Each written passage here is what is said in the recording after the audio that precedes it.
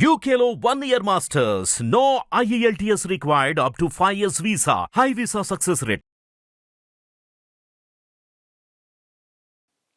గురువుగారు ఇక మూడవ ప్రశ్న కౌశల్యుడు ఎలాంటి ప్రశ్నను అడిగారు గురువు గారిని ఈ ప్రశ్నోపనిషత్తులో గురువుగారు చెప్పినటువంటి సమాధానం ఏమిటి విషయాలు చెప్పండి.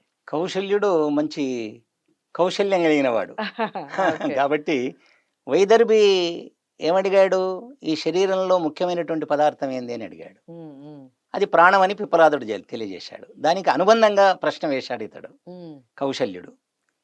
ఏమిటంటే ఈ ప్రాణం ఎట్లా పుడుతుంది, ఎక్కడి నుంచి వస్తుంది, ఉమ్, తర్వాత ఈ ప్రాణం శరీరంలో ఉండి అది చేసే పనులేంటివి ఉమ్, అని చాలా చక్కని ప్రశ్న వేశాడు.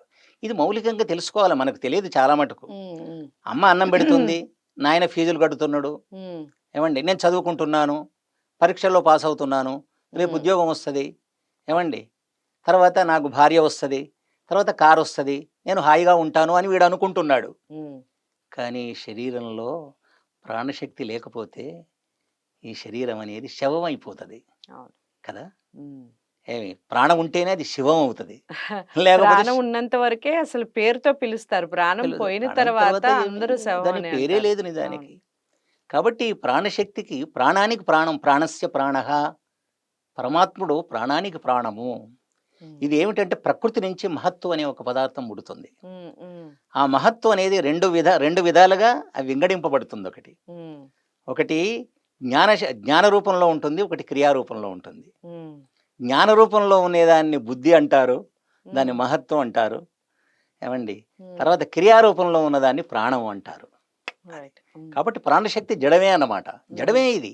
కానీ పరమాత్మకు అధీనమై ఉంటుంది ఇది. ఉమ్, జీవుడు ఒక శరీరంలో ప్రవేశించాలన్నా, ఉమ్, ఆ జీవుడు శరీరం నుంచి బయటికి వెళ్ళాలన్నా ఉమ్, ప్రాణము యొక్క సహాయం తప్పనిసరి అన్నమాట. ప్రాణమే తీసుకుని వెళుతుంది వీన్ని ఉమ్, ఉమ్, ఎక్కడికైనా కానీ. ప్రాణశక్తి చాలా గొప్పది అన్నమాట. ప్రాణశక్తి విద్యుత్తు లాంటిది అని చెప్పుకోవచ్చు మనం నిజానికి. ఉమ్, అయితే ఈ ప్రాణశక్తి మన శరీరంలో గుండెలో ఉండి గుండెను నడిపిస్తూ ఉంది. ఉమ్, ప్రాణశక్తి ఎంత గొప్పది అంటే మన శరీరంలో 72,72,10,201 నాడులు ఉన్నాయి. ఉమ్, ఈ నాడులన్నింటిలో కూడా ప్రాణశక్తి ప్రవహిస్తూ ఉండాలి, ఉమ్, తప్పదది. ఉమ్, ఈ ప్రాణశక్తి ప్రవహించకపోతే ఈ నాడులు నిష్ఫలం అయిపోతాయి.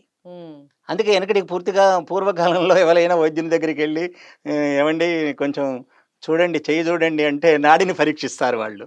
అవును. చాలా ఇది విశేషం అన్నమాట. ఉమ్, ఉమ్, కాబట్టి గుండెలో ఉండి గుండెలో 72,000 నాడులు ఉన్నాయి. వీటిని పురీతత నాడులు అంటారు. ఉమ్, ఈ ఉపనిషత్తు చక్కగా చెప్తూ ఉంది. ఉమ్, అంటే శరీరంలో ఉన్న అన్ని వైపులా ఈ 72,000 నాడులు ఉన్నాయన్నమాట. ఉమ్, వెళ్ళి ఉన్న విషయం ఇక్కడ చెప్పబడుతూ ఉంది. ఉమ్, కాబట్టి ఇక్కడ గుండెలో ఉండి గుండెను నడిపించేది ప్రాణము, అది మహాప్రాణము. ఉమ్, ఉమ్, తర్వాత అది కంఠబిలంలో ఉండి ఉచ్ఛ్వాస నిశ్వాసలకు ఉపయోగపడేది ప్రాణం పోస్తుంది. ఉదానము. ఉమ్, నాభిలో ఉండి తిన్నటువంటి ఆహారాన్ని రసంగా మార్చి శరీర అవయవాలకు పంపేది సమానము. ఉమ్, ఇంద్రియాల్లో ఉండి మలాన్ని కానీ లేకపోతే మూత్రాన్ని కానీ అది బహిర్గతం చేయగలిగినటువంటి శక్తిశాలి ఉమ్, అపానము అన్నమాట. ఉమ్, తర్వాత శరీరం అంతటా ఉండి, ఏమంది శరీరం యొక్క మేలు, అందరి మేలు కోరేవాడు రాజు చక్రవర్తి అంటాను చూడండి. అవును. అసలు నిజానికి చక్రవర్తి లాంటిది అన్నమాట ఏది మనం వ్యానము అనేది. కాబట్టి శరీరం అంతటా ఉండి శరీర అవయవాలకు అన్నింటిలో ఉండి అది పనిచేస్తూ ఉంది అన్నమాట. ఉమ్, అంటే ఇప్పుడు మనకు పక్షవాతము అంటాం చూడండి. ఇలాంటివన్నీ రాకుండా ఉండాలి అంటే ప్రాణాయామం చెయ్యాలి అని అంటారు మన వాళ్ళు. రైట్. ప్రాణాయామం ఎవరు చేస్తారో ప్రాణం వాళ్ళ వశమై ఉంటుంది. ఉమ్, నిజానికి ప్రాణశక్తి భగవంతుని యొక్క అధీనంలోనే ఉంటుంది. కానీ ఎవరైతే యోగులు ఉంటారో వాళ్ళు ఆ ప్రాణశక్తిని తమ అధీనంలోనికి తెచ్చుకుంటారు. ఉమ్, ఉమ్, ప్రపంచం ఎవరి అధీనంలో ఉందో ఆ భగవంతుని అధీనంలో ప్రాణం ఉంది. ఉమ్, కానీ శరీరానికి నువ్వు అధిపతి అయినటువంటి నువ్వు ఈ శరీరం నీ అధీనంలోకి రావాలి అంటే ప్రాణశక్తిని అధీనంలో ఉండాలి. కాబట్టి ప్రాణాన్ని రక్షించుకోవాలి. ఉమ్, అందుకనే ఏదో బతికి ఉంటే బలసాగు తినొచ్చు అనే ఒక సామెత లోకంలో ఉంది. ఉమ్, కాబట్టి ప్రాణాలు పోకుండా చూసుకోవాలి, ఉమ్, ప్రాణాలను రక్షించుకోవాలి. ఇది ఈ ప్రాణశక్తి అనేది భగవంతుని చేతనే అది శరీరంలో జీవుణ్ణి తీసుకొని వస్తుంది, ప్రవేశపెడుతుంది ఉమ్, అదన్నమాట. మళ్ళీ శరీరం నుంచి ఉమ్, ఆ జీవుణ్ణి బయటికి తీసుకుని వెళ్ళేది కూడా ఉమ్, ప్రాణశక్తే. ఉమ్, అని ఇక్కడ పిప్పలాదుడు చాలా చక్కని సమాధానాన్ని కౌశల్యుడికి చాలా చక్కగా కౌశల్యునికి ఇచ్చాడు. చాలా అంటే చాలా చక్కటి సమాధానం చెప్పాడు. కౌశల్యుడు అడిగిన ప్రశ్నకి పిప్పలాదుడు ఎలాంటి సమాధానం చెప్పాడు?